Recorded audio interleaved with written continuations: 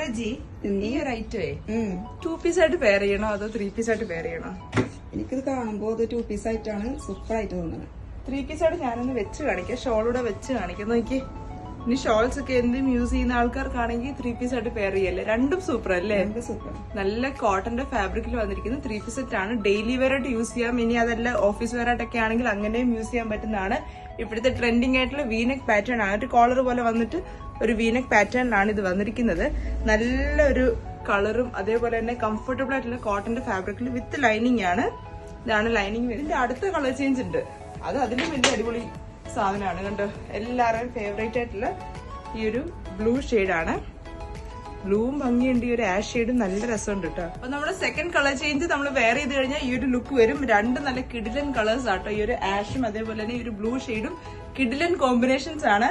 അത് മാത്രമല്ല, ഇതിനെയും 3 പീസ് ആയിട്ട് പെയർ ചെയ്യേണ്ടവർക്ക് ഇങ്ങനെയും പെയർ ചെയ്യാൻ പറ്റുന്നതാണ്.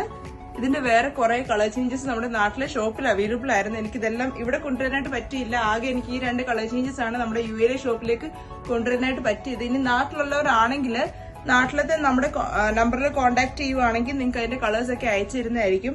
ഇൻഡിഗോ ഷെയ്ഡ്സിലൊക്കെ ഒരുപാട് സെറ്റ്സ് അവിടെ വന്നിട്ടുണ്ട്. അപ്പൊ ഇതിന്റെ ഓർഡേഴ്സ് പ്ലേസ് ചെയ്യാനായിട്ട് നമ്മുടെ സ്ക്രീനിൽ കാണുന്ന വാട്സ്ആപ്പ് നമ്പറിലേക്ക് മെസ്സേജ് അയക്കുക. All over India and UAE നമുക്ക് ഷിപ്പിംഗ് അവൈലബിൾ ആണ്.